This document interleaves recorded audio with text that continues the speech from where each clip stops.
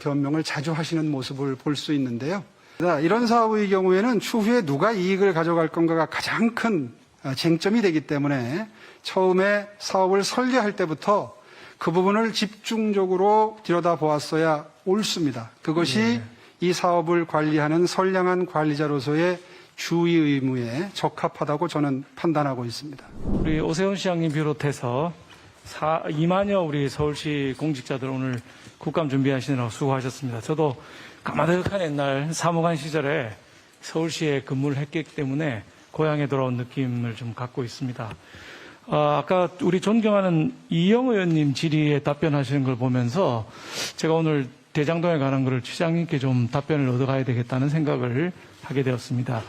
어제 저희 행정안전위원회가 경기도청에 가서 이재명 지사를 상대로 여러 가지 질문을 던졌습니다. 근데 A 질문을 던져도 C로 답을 하고 B 질문을 던져도 C로 답변하고 이래가지고 제가 이해를 못 하시는 건지 일부러 그러시는 건지 잘 알 수가 없는 이런 상황에서 국감이 진행이 됐었습니다. 근데 오늘 마침 행정의 달인이신 우리 오세훈 시장님 뵙게 돼서 몇 가지 좀 여쭤보도록 하겠습니다. 어제 이재명 지사가 줄곧 주장한 것 중에 하나가 확정 이익으로 1,822억을 확정해서 정했기 때문에 이게 땅값이 내려가서 손해가 안 나는 구조를 만들었다. 그래서 그까지는 본인이 설계를 하셨고 그 다음에 민간이 이익 갈라먹는 거는 민간이 했기 때문에 나는 모른다. 이렇게 지금 답변을 하셨는데요.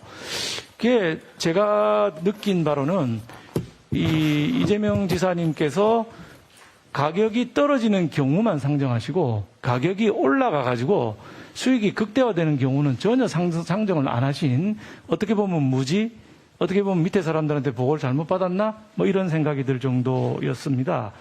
그래서 설계 부분도 잘한 부분, 1,822억 떨어질 때 부분은 본인이 설계를 하고 이익을 극대화해서 나누는 부분은 민간이 설계를 해서 자기는 잘 모른다. 이렇게 또 빠져나가는데 시장이라는 자리가 당시 성남시장이었으니까 결과 전체에 대한 책임을 지고 이끌어가야 되는 게 공직자의 책무가 아니냐. 뭐 결제 서류에 빈칸 있다고 자기 이름만 쓰는 게 결제가 아니고 결과에 대해서 책임을 총체적으로 지는 게 공직자의 자세가 아닌가 하는 이런 생각을 제가 했습니다. 좀 구체적으로 질문 드리면은 과다한 이익에 대한 대응이 전혀 없었는데 이게 어떻게 생각하시는지 궁금하고요. 그 과정을 보면 초과이익 환수를 못하게 보통주와 우선주를 나눴거든요. 그렇습니다. 시장님께서 시민들이 잘 이해를 못하는데 보통주와 우선주에 관해서 우선 설명 좀 해주실 수 있겠습니까? 예, 보통주는 의결권을 가지고 있고요. 우선주는 배당을 좀 많이 가질 수는 있지만 의사결정에 참여할 수 있는 권한은 없습니다. 통상의 경우엔 그렇고요. 제가 그런 문제점을 좀 쉽게 설명하기 위해서 도표를 준비했는데요. 여기 지금 보시는 것처럼 이 화천대유 등 이 민간 투자자들의 경우에는 이 5개 블록을 수의계약으로 땅을 확보를 했죠. 그런데 건설사는 여기 한 회사도 참여를 못했습니다. 그 내용을 자세히 들여다보시면 건설사는 처음부터 공모 지침에서 배제되어 있었습니다. 이 부분을 잘 보셔야 됩니다. 수사하는 검찰도 이 부분을 아주 유의해서 볼 필요가 있습니다. 반면에 은행권은 함께 공모 지침에서 참여할 수 있도록 구조를 짰습니다. 그런데 은행은 부동산을 취득할 수 없습니다. 법규상 그렇습니다. 이렇게 되고 보니까 부동산을 함께 취득할 수 있는 건설회사는 지침에서 배제됐고 부동산을 취득할 수 없는 은행은 몇 군데가 들어왔기 때문에 결과적으로 땅은 전부 화천대유가 권한을 행사하게 됩니다. 지금 질문하신 대로 수익을 5개의 아파트 용지를 사들여서 사업을 한 결과 큰 이익, 4천억이 넘는 이익을 내게 되는데 민영개발로 분양가 상한제를 회피해서 아까 질문이 나왔던 것처럼 그렇게 해서 또 다른 4천몇억 원을 벌게 되고 그러니까 토지를 수용하면서 싸게 수용하면서 한 4천억 가까이 벌게 되고 또 분양가상한제를 회피하고 비싸게 분양하면 또 하면서 또 4천억을 이상을 벌게 돼서 거의 1조 가까운 수익을 내게 됩니다. 이재명 지사께서는 나중에 부동산 가격이 올라서 일정 부분 올랐다라는 변명을 자주 하시는 모습을 볼 수 있는데요. 부동산 가격은 꾸준히 오르고 있었던 것이 대한민국 부동산의 현실입니다.